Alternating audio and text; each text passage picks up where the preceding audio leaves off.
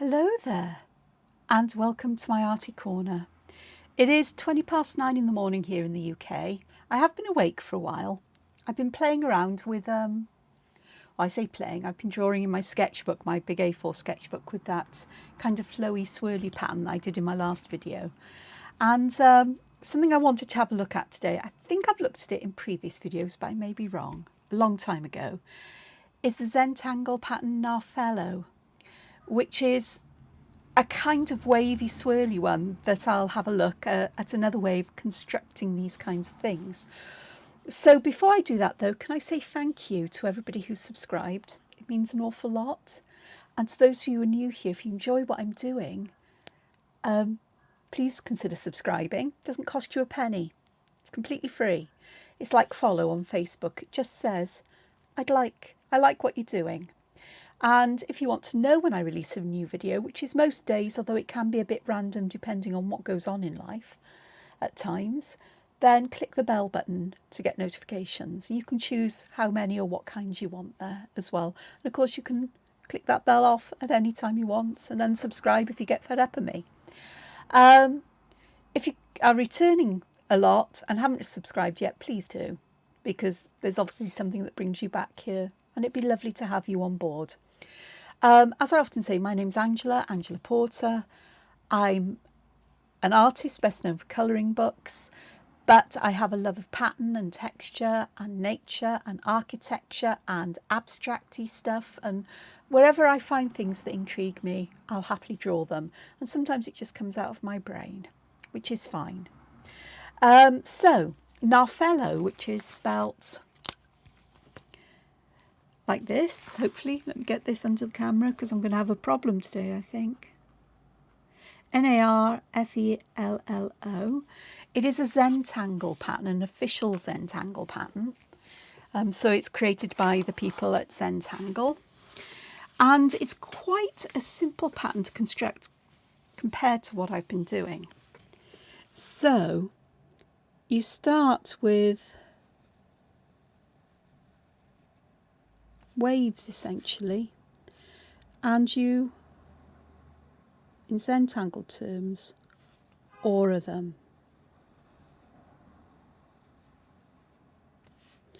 And you do as many of these as you want, and you can keep them as consistent as you want. Well, you know me, I'm going to make some a bit wider and narrower and wider again, just for some fun. And I think I'll add one last one here, like this. So I'll focus on these ones at the bottom here that are going to be a bit simpler to show you how this pattern builds up. And I'm also going to put my auras around here.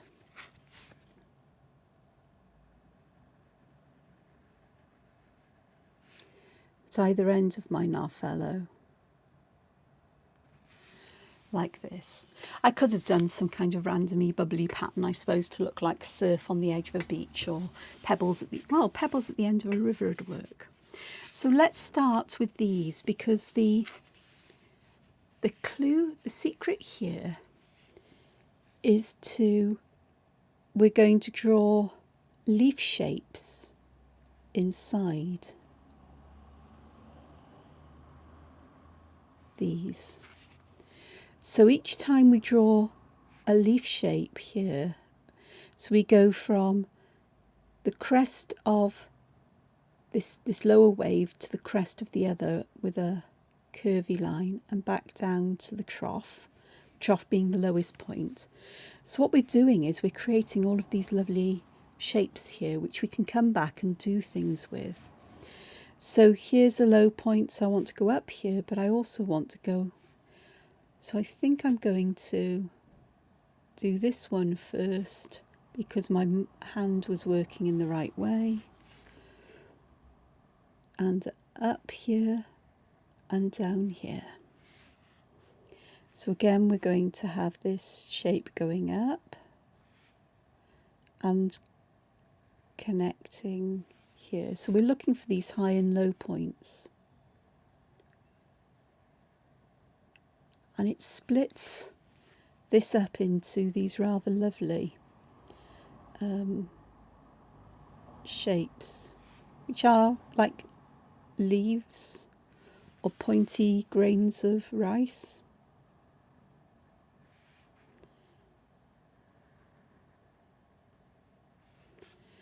And then there's just one more to do. So this one would actually go over here.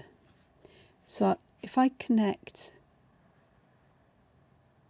down here, so I'm taking this low point and connecting it to this high point.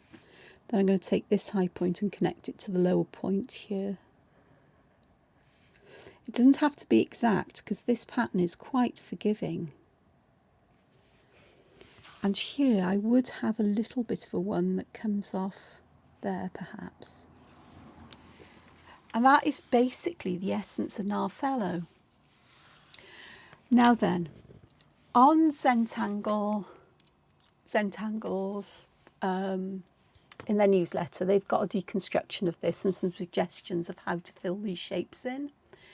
I will put a link to that in the description box below this video, but I'm going to look at perhaps some of these ways, get some inspiration maybe from them, because you could just use the pattern like this, especially if you draw it as a very dense kind of pattern. Or you can fill it with other things.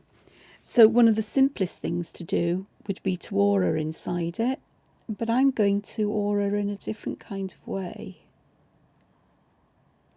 because I'm going to use what they term as tethered auras, where I'm joining the ends together in a bunch like this, and then I get this lovely kind of shape. It's a bit like the tangle pattern ravel. So with that one I went up. So what about this one if I go this way?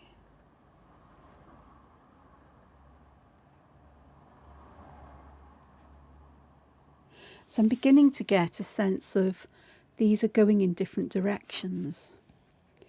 And this one here.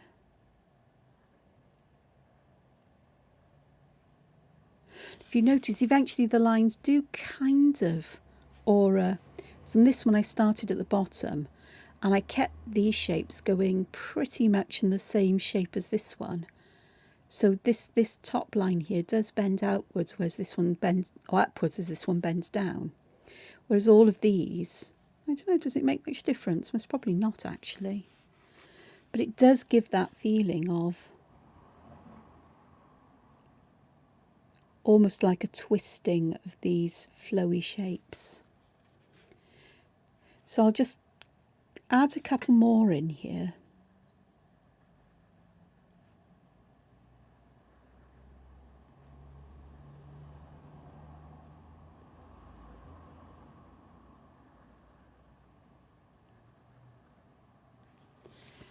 Like so, just to get that the feeling of this going.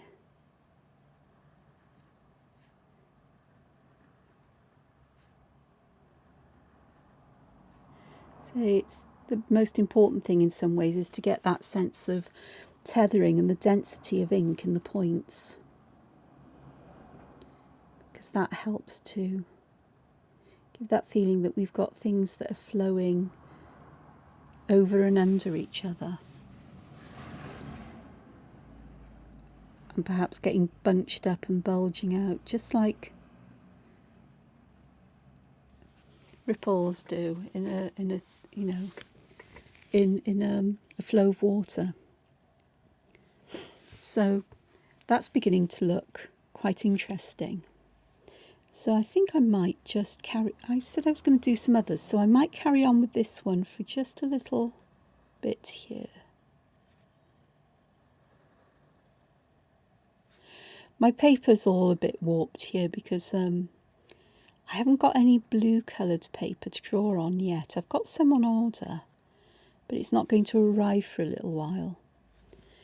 I've ordered some of the toned paper, which in denim. I think I've also ordered it in, I think it's putty, which is a pinky grey colour. I think. I could be wrong. I'm not sure it's called putty. But because I am really enjoying drawing on coloured paper and then using shadow and highlight to bring out the feeling of volume or dimension in my drawings. So I've got these here, but what I think I might do now is to have a break from this. So I'm going to use aura, and I'm just going to aura inside these shapes.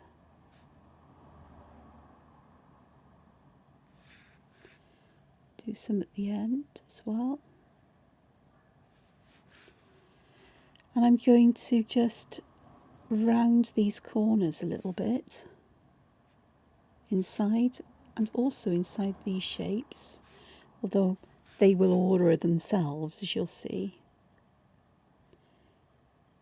And I'm going to fill these spaces with some perks, just for a change in density of ink and interest. Not that if I didn't carry on with these lines that wouldn't be interesting, of course it would. What they call monotangles, isn't it? Where you use the same pattern, or just that one pattern. It can be very beautiful and very elegant. And when they swirl and they move in different ways, no, you can't draw them the same each time you draw them. So I'm just stuffing these orbs in one behind another. And I am outlining them with black, filling the little gaps in with black as well, just to get those looking interesting. And I'm going to do the same here. Right, let's get my hand in the right place so I can hold this paper down, so I got a chance to control the way it curls and affects what I'm drawing.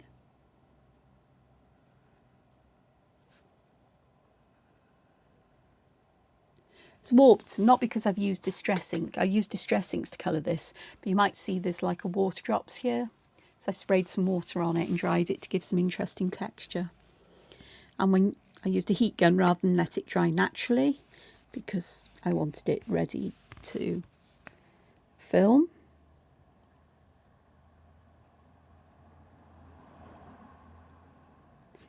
It does warp. But I shall put it inside a heavy book or glue it in the A5 sketchbook I started a few months ago that I don't do anything with now. But I want to start or continue popping pieces of work I've done in there, so to stop them getting lost or just piled away in a filing cabinet. So this gives a very different kind of feeling to the pattern. I like it though.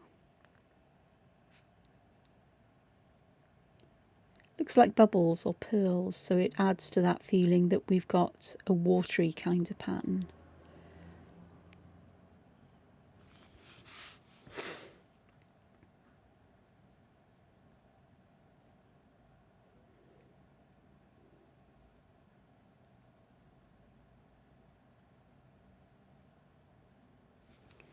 So we've got this, and I think I'll do just one more. Well, perhaps I'll do one more row, but I'll start to alter this now.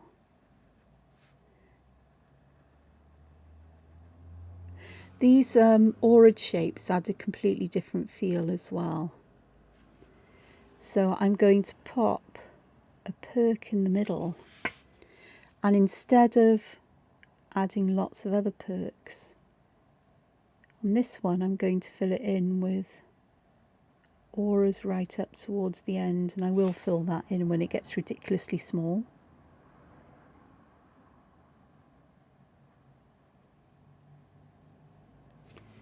So that will give a completely different feel. There's a lot more ink there, but it does give that a more interesting feel to the shape. And I'm going to pop part of a perk in here because we're right on the edge. But instead of doing the auras this way, I'm going to take part of the idea from these first ones. And I'll do a whole one like this, I think, a whole pattern like this. So if you imagine the whole perk sticking out here, and then I'm doing the same kind of idea with these tethered auras, or these lines that radiate out from the corner and around, echoing the shape of the lines as if they're holding the perk in place. So let me just have a look at that here. Still want to go back and add some ink in these corners. Just feel it just gives that little bit of that feeling that we've got a distinct joining of lines or crossing over of lines here. And that little bit of extra ink or weight does help with your eyes making sense of a pattern. So there we are, we've got two more. So perhaps with one of these, perhaps both of them, I'll do this. So starting at the corner and just getting lines radiating to the perk like that. I'm going to do something to the essential perks in a moment. And I could do a couple of them, like so.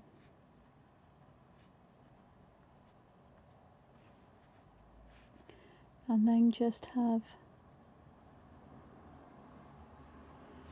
these aura lines holding them in place, which is actually not too bad as well. Something that's a little bit different, so it's a combination of two.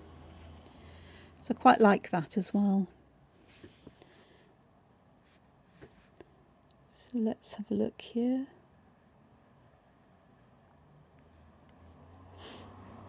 I'm going to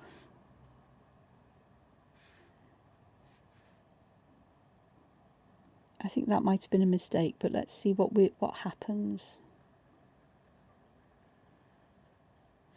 Where I'm going to add these a bit like auras that are arching, but I'm going to put a lovely big, or a series of perks here. I was thinking about putting one big one, a bit like you would in that variation of DeviantArt I've done, where I put a big, instead of what's it, the little dome of ink, I put this bead or pearl in. So here I'm going to make these get a little bit smaller. Just going to fill them in like this, a bit like, it is that DeviantArt ladybug shape, but with a difference. So what I'm going to do here is I'm going to start to aura them, and these are going to, the lines are going to go outside of this. So I think I may have needed to put one of these aura shapes in.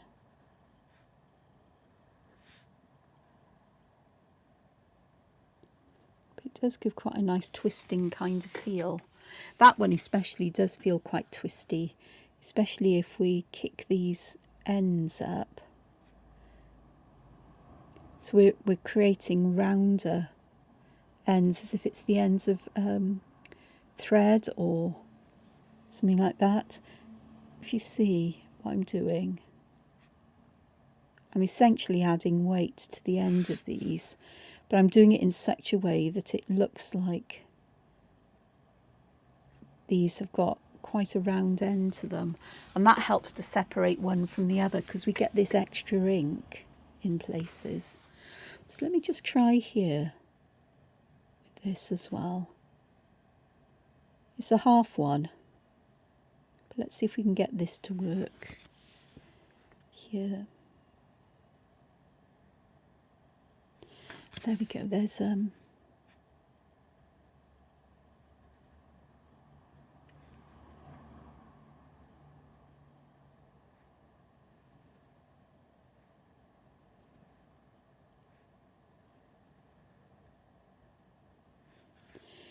it is just about kicking these up.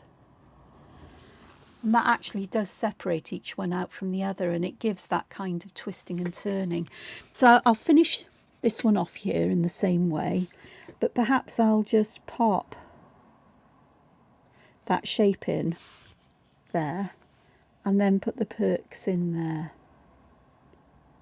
because it's easier that way to get them decreasing in size in an even way.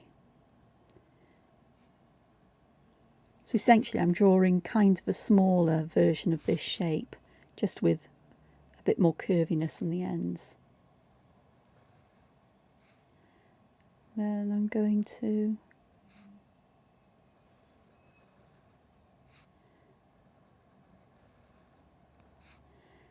just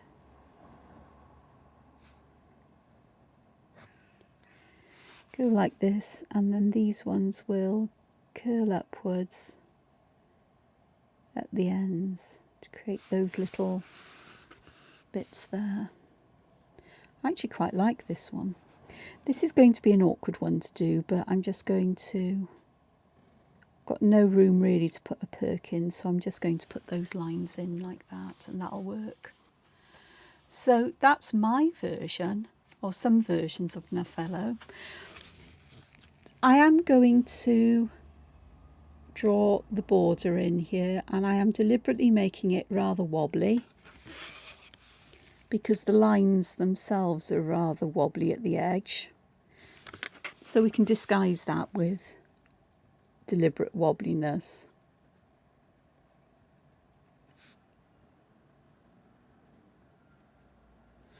And I've got a lovely band of Narfello going on there. There's so many ways that you could fill these shapes in. There really are.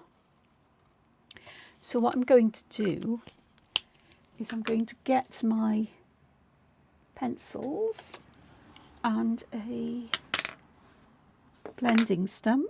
These need a bit of a sharpen, both of them do, so I shall do that. So that's that one done, and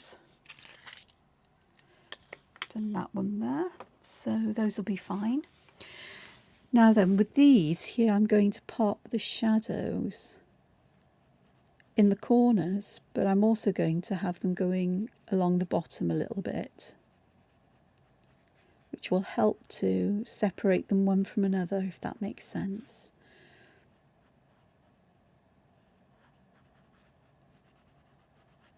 So just here, but a longer line of graphite along the bottom edge, but some graphite in both corners.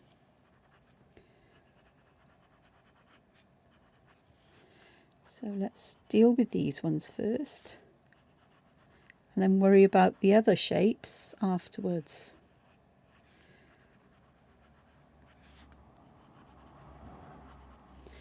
So I've got my blending stump here. I don't want this to fill the whole space. I want to leave an area where we can have plenty of highlights. But perhaps the little bit is needed just across the top. But I can add that. There's enough on my paper stump to do that. So I'm working quite gently in this.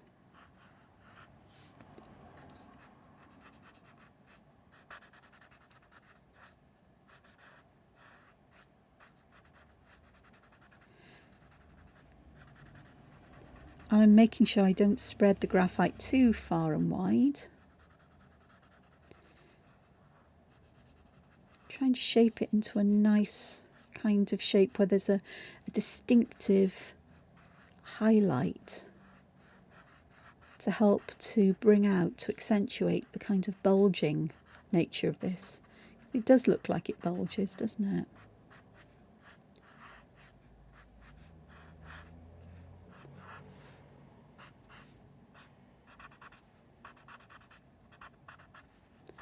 I'm just going back and making sure that I've blended or encouraged the graphite to go into the fibres of the paper so it's less likely to smudge and everything. So I'm going to see if I can, I'm not sure how much this will show up actually because the colour of the paper is quite pale, but it always amazes me how much the white charcoal does show up, especially if you use it to cover over the lines. If you watched yesterday's video, the last video I did, which was another flowy organic pattern based on work by an artist called Angel Draws on Instagram. Or I shouldn't say based on, inspired by would be a more accurate term. I did actually end up going over and inking in all the lines because I started doing it in places and it didn't look right to leave them. But here I might leave them just that little bit faded out where the highlights are strongest. And I can also go back and add more of the white chalk to intensify the highlights too. I'm adding it in the shape that I want the highlights to be, roughly the shape. This is a bit grubby now, but it'll do.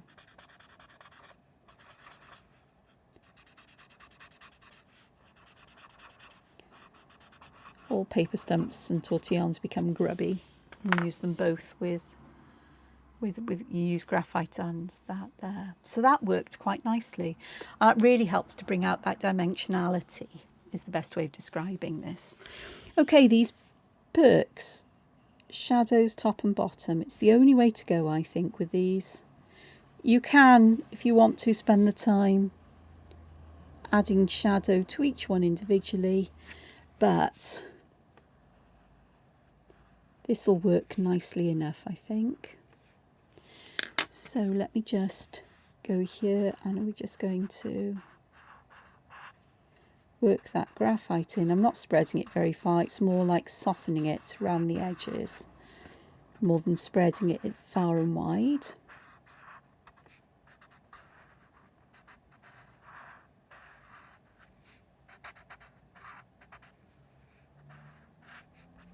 So that works quite nicely, and then I'm going to pop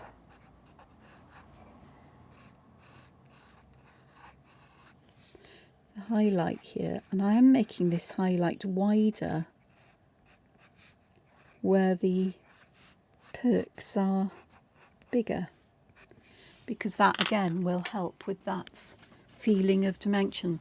I'm just using this, it's a sandplate paper block, and I'm just using it just to clean up the end of this paper stump, the one that I'm using for white. I'm also going to do the same on this end, not because the graphite end needs cleaning, but it helps to sharpen the point up as well. And I've just put some masking tape on there to pick up all the fluff, because the fluff is annoying. It goes everywhere. So here I'm just using one of the cleaned and pre-sharpened ends just to encourage that in. So we've got that one going on there. Okay, next ones. These ones, we're going to have shadow here, but I'm also going to put some shadow around this inner circle. So in the points here I'm going to pop it top and bottom, and perhaps a little bit around that circle. So just feel there would be some shadow underneath that particular perk, like here. But also perhaps some on top of these perks. I'll come back to these other ones in a moment, because these are all pretty much the same. Okay, so I'm going to just do this. I want the graphite around here. I do want some grey top and bottom of these lined areas though, just on the outside edges. But like with whether you're using paper stumps or tortillons or another blending device, there's often enough graphite after you've used it a couple of times on there to not worry too much about having to add lots of graphite. There's enough there just to smudge and smear out along those edges. And it gives a nice contrast then to where the graphite is intensely dark with the ink in the corners and underneath these perks. Okay, I am going to add some shading to these larger ones, perhaps a little bit here.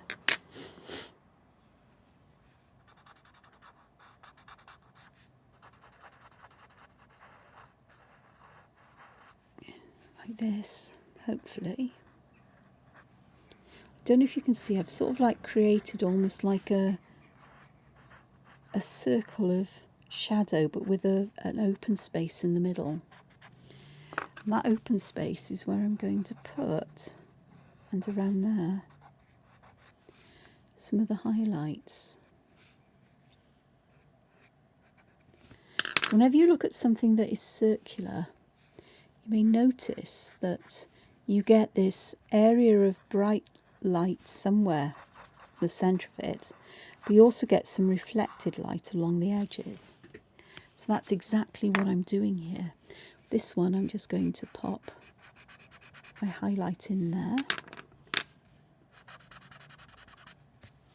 like so.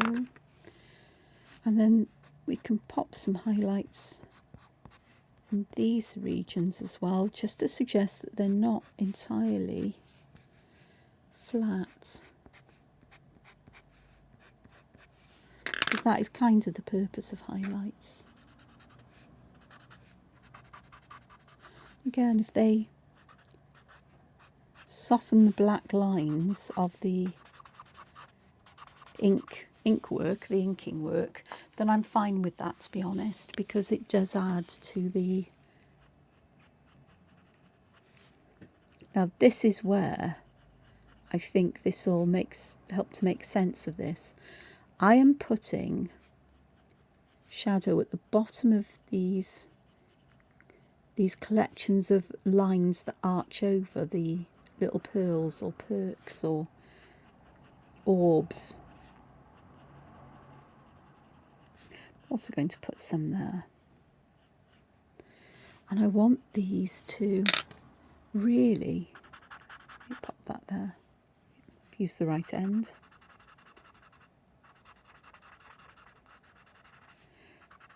And quite a lot of darkness in the edge. I can always go back and add more. It's not so easy to erase it. You can, but once you've used a blending stump, you never really ever get all the graphite out. So it's always best to be cautious and add some more, unless you're absolutely sure you know exactly how much you want. And bear in mind that once you've done this, any graphite you do add won't sink into this paper so easily.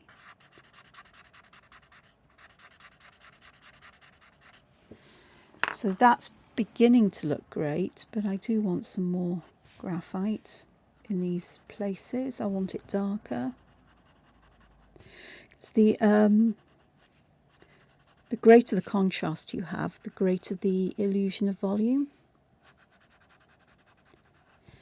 Really does pump it up. So again, I'm just going to use this. mainly to smooth that darker graphite out, but also to make a smoother transition from the darker to the slightly lighter. But it's not to spread and fill the whole area up.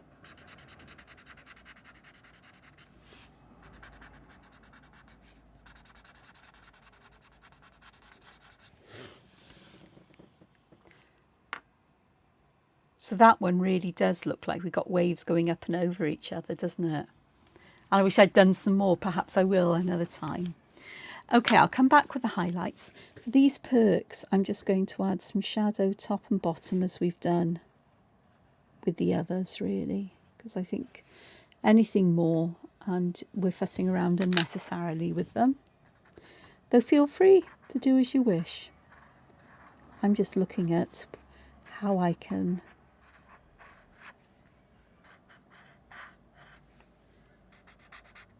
do things quite quickly here. And then I am going to add the white chalk along these. So let me just deal with those a moment. It just sort of like makes them that little bit mistier, and then I am going to pop some chalk along the highest parts of these wavy bits, and I am deliberately putting it over the lines because I want those lines to fade a little bit, as if there's a lot of light being reflected or a lot of light that's shining on this and not being absorbed. So it lightens the lines as well, and that increases that contrast. And there's my Narfello. Don't know what I'm going to do with the rest of this. Tell you what I had thought of was in these sections you could actually put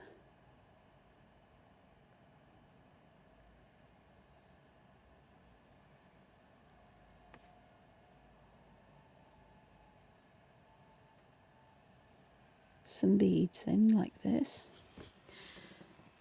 If you wanted to, that would look quite nice. I've also got some, what else was it I wanted to do? Oh, I know. I forgot to do this, because on some of these I just wanted to pop a little spiral in at the top, just to add a little bit of interest. Now, because I've done it now with the black ink's going to stand out. So what I'm going to do, once this ink has dried, is I'm just going to go over this with the white charcoal, just to make the ink soften down. So that's another way, just something simple like that, putting a little spiral there just adds that little bit of interest. How's they doing? I think they're dry. So I'm just going to add some more of the white chalk. They're not entirely dry, but as it's not a finished drawing, I'm not too worried in that case. And just mute them down a little bit, and you can see that little bit of muting, but it still adds that little bit of interest. So I hope that you've enjoyed this. I hope it's given you some ideas of what you can do in Narfello. As I say, there's other ideas on the in the Zentangle newsletter. I'll put a link to it below in the description box below. And of course, it's only your creativity that will hold you back as to what you do with this. So if you'd like to do sort of like the swirly wavy patterns and you haven't quite understood or got to grips with the ones I did, then this is another way. Okay, there's something else I wanted to show, so I'm going to put some other waves in, because in this you can have them any way you like. Just put a couple more in.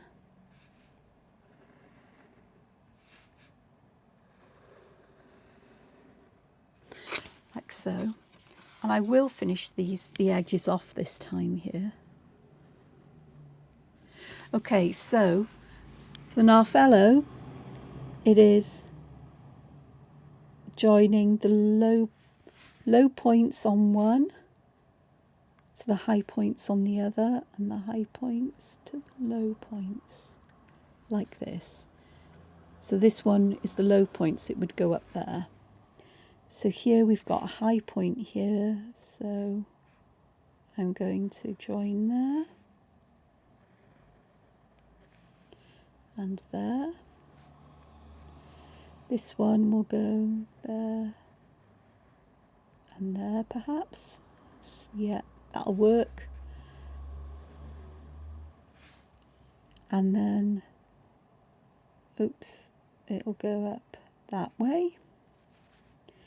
And then here I've got that one, and that would start to go down there. Okay, so these are perfect as well for, if I add an aura here, then the next time round I can trace it, pop a spiral in, connect that spiral back, carry on with that line, and then I've got a choice then of auraing this, which I can do with tethered auras now, like this, and finishing it off with those kinds of lines. So we're starting to get that kind of shape that was in one of my first look at flowy shapes. I'll try to remember, got a lot to remember here, haven't I? About, putting links in the description. Okay, here, instead of going to the corner, I went down here so that I can get a kind of twisting hopefully going on.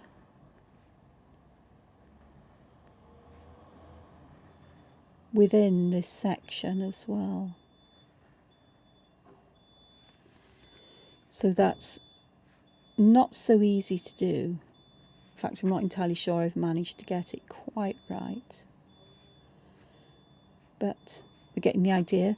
Don't forget, you can also just thicken these lines so we get some really high contrast going on to help with this kind of thing as well. That's always fun. So here I'm going to add a spiral here, because spirals always seem to go with waves. And then on the other side I'm going to add a spiral that starts from the bottom. So this one I went along the top line and then spiraled down, this one along the bottom line and spiraled up, as it were.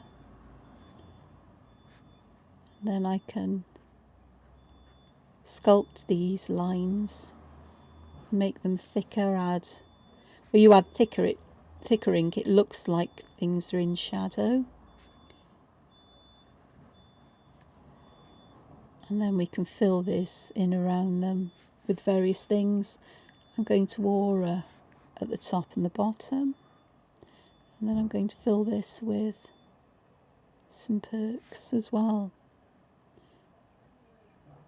So it's another way to get to a similar end, is by using a structure like this. And what I would do here is I think I'd aura around the lines, like so, just to give some space between these and whatever I do in these particular ones, because again I can choose how I add the lines in here. In fact, I think I might start doing something that's diva dancey, starting with that dark block there and filling this one in a completely different way. But here I want the lines to feel as if they're curling over, as if it's water that's coming up and over like a wave would do.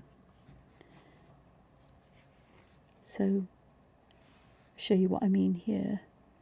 So if I've got another one of these shapes, hopefully you'll see, I'm going to draw this so it appears to curve up and back down.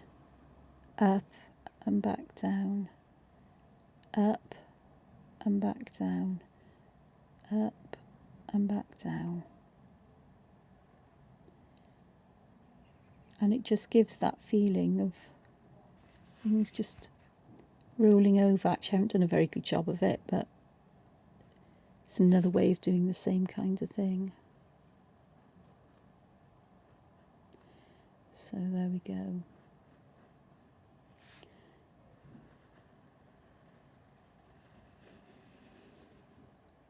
My advice is always just to have a go and see what happens. The worst thing that happens is that you have a piece of paper that's got some things on there that you're not happy with, others that you think you can work on and develop, and some you think, yep, that's exactly me. And if you've enjoyed the process, you've enjoyed the time, I think the secret is not being invested in perfection in the outcome. Because I'm not invested in perfection in this, because this is not a finished piece of work for me. This is having a look at things, seeing what happens, seeing how things can work. This one doesn't work. I've got the curves going in completely the wrong way. I know what I need to do though. So if I start with one of these shapes, then it's this end I need that weight here, here, and then I'm starting to curve the bottom up again. And that makes a bit more sense now, I think. Is it any different? Yes, it is, because I've kept the lines going this way, whereas here I haven't. And then on the ones underneath, instead of going in the same direction, we can actually work on them going in a different direction. So this is dodgy for me, but let's have a look. So here we can have them going this way. So you can alternate them.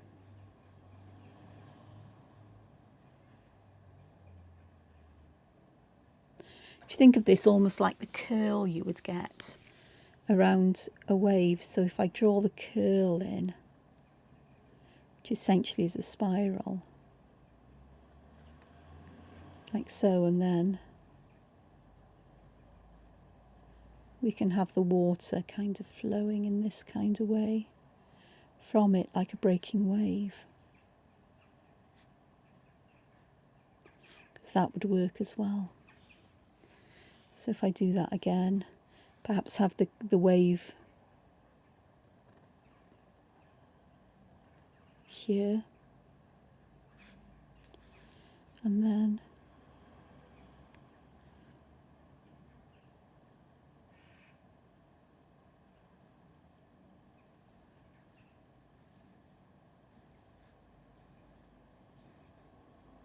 not doing a very good job of this one, sorry.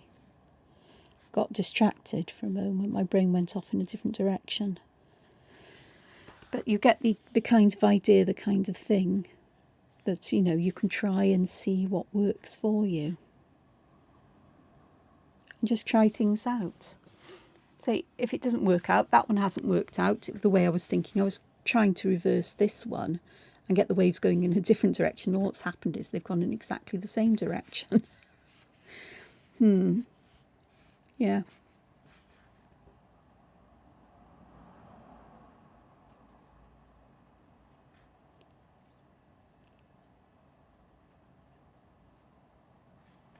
So there's like the curves of a, you know, curl of a wave. And then what you do with the rest is entirely your choice. Just going to add some more in.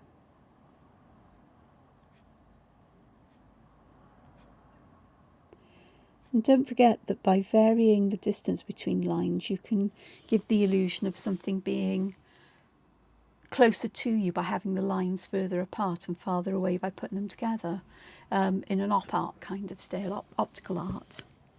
So starting to get things going a bit differently there. So just a few more ideas to try out and to see what happens. And that's all you can do, is just try things out, see what happens, and you'll come across something that works exactly how you would like it to work. And that's fine. That's how art should be. It's about expressing yourself and what works for you. Your choice, your way, your style. And nobody can ever say it's wrong. They may not like it because it may not gel with them, but that doesn't mean everybody won't like it. And as long as you like it, you enjoy what you're doing, at the end of the day, that's the most important thing of all. Anything else, well, you know, we share to make others smile.